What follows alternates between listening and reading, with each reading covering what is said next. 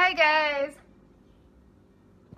I just wanted to show you really quick how to use the modeling tool for today's lesson. Today is Tuesday.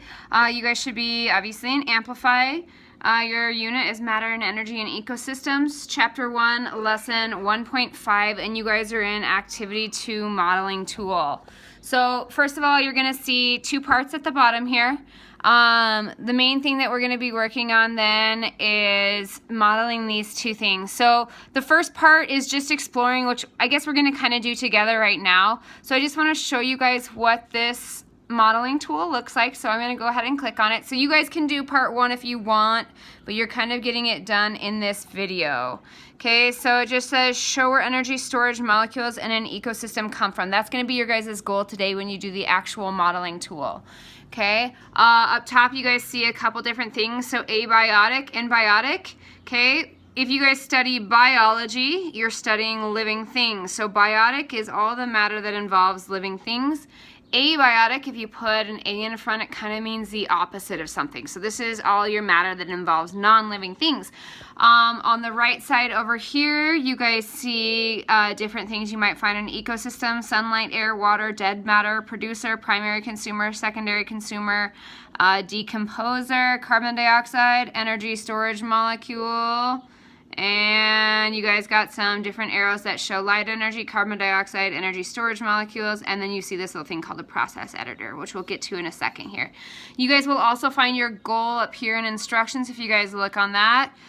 So when you actually do your modeling for today, you'll find your instructions right there. Okay, so just a couple things about this is you guys first will need to identify what your abiotic matter looks like. Okay, so basically if we're looking at an ecosystem, we have to get, whether we're an animal or we're a plant or we're a tiger or we're a bug, we have to get our energy from somewhere. So in your guys' modeling tool, you guys will be showing in an ecosystem where that comes from. Okay, so maybe we eat cows, but what do cows, how do cows get their energy? Those kinds of things. So some things you guys might see is you guys can drag these little objects over here like air. You guys can click on that and drag it into your abiotic matter. You guys have a little box where you guys can put sunlight. So you guys can see when I picked up the sunlight. Okay, that little box appeared. Different things that you guys can see is maybe in our air we have carbon dioxide, which we know is something that plants need to perform photosynthesis. Okay, so you guys can kind of see how I messed around with our abiotic factors and we're able to tweak those. Biotic was anything that is living or was once living. So what you guys are going to do with that is maybe you guys are a primary consumer. That would mean that you guys are basically an herbivore. Okay, producer and consumer were two vocab words that you guys had a while ago. Okay, since this whole remote learning thing started. A producer, I saw some kids went on and did great getting the right definition off of Amplify. Other kids just Googled it and gave me like a consumer is someone who buys something. Well, that's not, I mean, it's true, that's what a consumer is, but in terms of science, a producer is something that can make their own food. We also call them autotrophs. And a consumer is something that has to get its food elsewhere, like a heterotroph. So we got primary consumers are like herbivores. Secondary consumers are like carnivores or omnivores. So they eat meat and then they eat also producers. So let's take, for instance, a primary consumer. I'm just going to show you guys this example. So you guys see when I click that, this box appeared. So I can see how that kind of factors into it. I can also say, all right, maybe a secondary consumer like a lion eats a gazelle. So I can grab one of those and I can see where a second box appeared. Okay, so I can see maybe this secondary consumer gets its ESMs from the primary consumer. Okay, but to show this, you guys need to kind of have a process of how those ESMs are made. So you scroll to the bottom of this little thing right here. You see this process editor. Click that and drag it into your consumer or producer. And then you guys can click edit. Okay, so we haven't learned about this yet, but this would be like the process of how herbivore would eat something and then use what it eats to make energy. So We obviously know that an herbivore can't do photosynthesis. Plants are the only things that can do photosynthesis, so we would call this the process of cellular respiration. Again, this doesn't really apply to your guys' modeling today. I'm trying to give you guys an example outside of what you're going to be doing.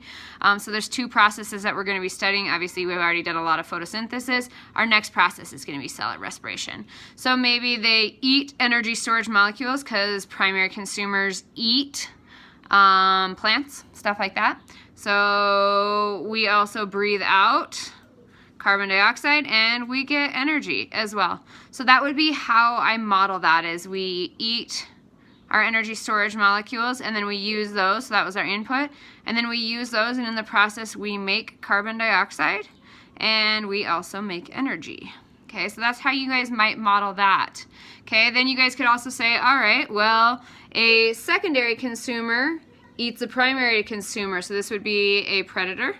So you would look and say, all right, I get my energy storage molecules from my primary and it gives it to the secondary, and then I can go down here and say, all right, process editor, I'm going to click that and drag it, add it in there. It's going to go through the same process as the primary consumer, which is cell respiration, because again, it's eating something. It can't make its own food. Photosynthesis is the only thing. So again, we're getting energy storage molecules from our primary consumer.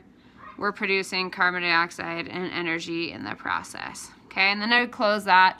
That would be what it looks like. And then you guys would hit hand in and it should upload to you guys. So that's part one, is just kind of messing around with the modeling. If you guys need to redo it, you guys just hit reset. Other than that, you guys will be modeling again where energy storage molecules in. So that was part one, was just messing around. Part two is right here. So it says you have been investigating the process of photosynthesis to help you answer the investigative question. Where do the energy storage molecules in an ecosystem come from? So you guys are all part of an ecosystem, so where do you get your energy storage molecules? Okay, if you get it from meat, where does that animal get its energy storage molecules? So those energy storage molecules can essentially supply a whole ecosystem. Hope you guys are having a wonderful Tuesday. Advisor, remember we are meeting at 1 on Teams. I hope to see you guys then. And then don't forget, Wednesday, if you guys have any questions, I'll do my normal Teams meeting. First period is at 9 o'clock. Second period is 9:15, and third period is 9:30. Go into your Teams for my class and find the meeting. Have a wonderful day. Bye.